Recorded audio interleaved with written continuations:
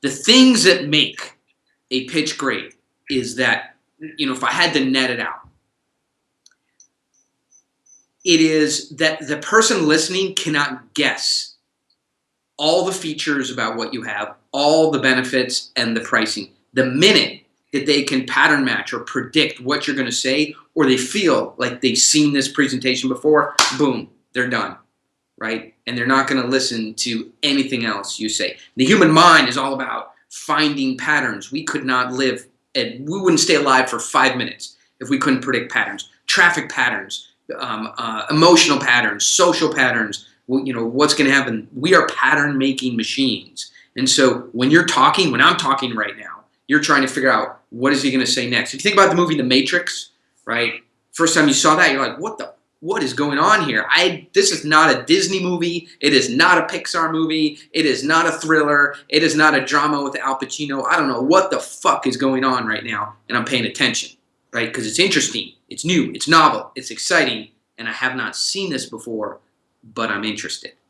Okay, so that is the elements of a great pitch, is that it is new, it is novel, it is interesting, there are high stakes, it is economic in nature, I could get some benefits, but I don't know the outcome, and I have to pay attention to get the things that I think I might get from listening to you. That is what makes a pitch great. So when you talk about kind of it's new, I think I'm glad you brought that up, because obviously everybody wants to come up with something that'll get the attention of the viewers or those that they're pitching. But how do you really know what they've been pitched before, ultimately, or how they've been pitched? So how can you bring a new angle to something very typical? Yeah. All right. So this is really, now we're getting to the subject of framing, right? What you have might be new. It might be an app for dogs to fall in love with cats. I don't fucking know, right? But you might be a ball bearing manufacturer, right? In which there isn't really a lot of, our furniture manufacturer, there's not really a lot of new stuff going on that you can promote as exciting. So you have to reframe everything else that's going on as old, and it leaves you standing there as new, all right? So it's really a reframing exercise of what's happening. The way I do it, and you guys may have a different methodology, but I find this particularly effective. I start with a big idea, right? That frames the product, the services, my company, myself as big, all right? We're not into new yet, but we're just big.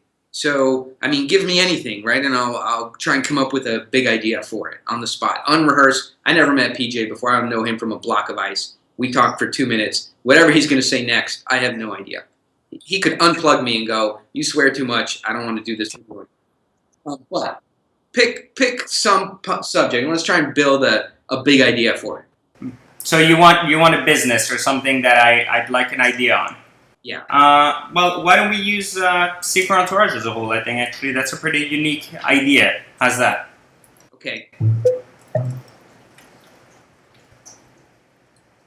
In today's world, where you can get education for free, right? You can type on YouTube and type in dating advice, business advice, entrepreneurial advice, cool guys who know what's going on, and you will see video after video after video of instruction, right? And in the first generation of internet learning and education, that was good. You go to YouTube, you see somebody helpfully teaching you, and you take in new information, right? But today, e-learning is a $23 billion business.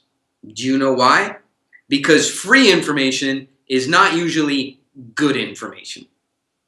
And so today, if you want to get educated, if you want to get learning, if you want insight from people who know what they're doing, that means getting behind a firewall and watching curated, produced content by experts.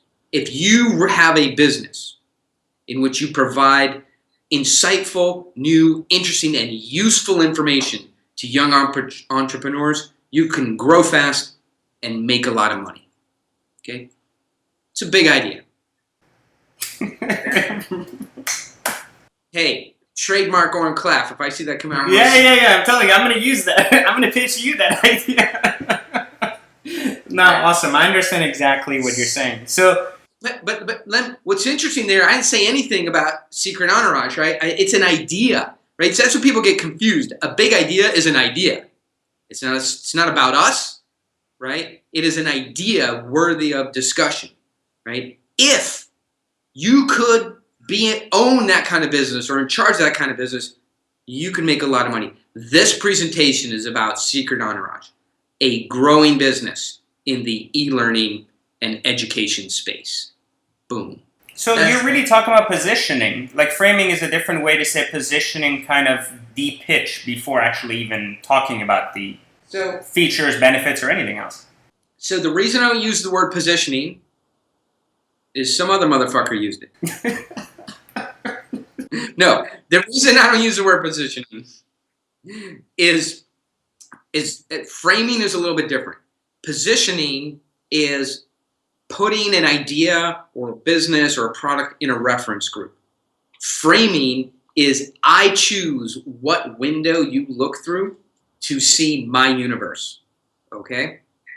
That's different. Right? Because if I just give you facts and information and references and things, it's a huge window and it's almost too much to see. So when I frame it up for you, I choose the perspective that you see, and I occlude things that I don't want you to see, and I do that for you as a favor, right? Because it's too confusing. I use the example, I'm not sure if I use it in the book, but this is a good example. You walk into a busy restaurant and a Cheesecake Factory on North Beverly Drive in Beverly Hills. Big restaurant, right? Right next to it is Il Fornaio. You walk into either one of those restaurants at 6 o'clock on a Thursday, boom, it's like a cacophony of noise and faces and people and bustling. And PJ and I are meeting there, so I started looking through the crowd, and I can't make sense of it. It's too many people, too much noise, too much bustling. It is an overwhelming frame, right? So then I go, well, PJ's probably at the bar. So I look over at the bar, and I scan all the people there, and he's not there. So my frame gets smaller, right? Because I don't worry about that anymore. I go, maybe he's in the back of the restaurant, where the girls are, right? And I look back there, and I don't see him, so I block that out. My frame starts to tighten up, and suddenly there's less variables to see. I become less confused, and then I just, I've looked everywhere. Then I just get it to one part of the restaurant, and now there's not too much data coming to me, and I can understand, and I can finally see PJ because the frame is small enough, right? And I can pick out of the 11 people there who he is, right? Sitting among 10 supermodels with his arm around them, drinking Cristal as it usually is. I understand. Okay, so, but that's, so we're providing a frame to the potential buyer so he doesn't have that same experience of getting too much information, too much detail, seeing too many competitors, too many products, too many options, too many suites, and it's overwhelming.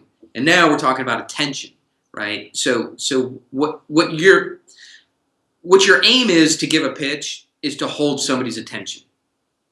PJ is a very nice guy. He is handsome. He is athletic. He is youthful. He's well-spoken. I believe he could sell anything if you give him a couple, hours to pitch it. The problem is we don't have a couple hours, right? We might have 20 minutes. The span of human attention is probably 20 minutes. In many cases, it's 3 or 4 minutes. So when you don't frame something for somebody, you're giving them a lot of variables, and a lot of information and variables consumes attention. Think about it. You got to do, let's see. So when you think about a difficult problem, it burns you out, right? Thinking uses up brain power, uses up attention. So when you give people too many details, too much information, it burns up their attention, and now you don't have much time to sell them, right? So when you frame something and give people a few variables that are understandable, variables that you control, in a narrative that makes sense, then it's very beautiful and warm and comfortable and understandable, and comes information at the pace that humans can accept it. And now people don't get burnt out, and they'll pay you enough attention where you can get your whole story out.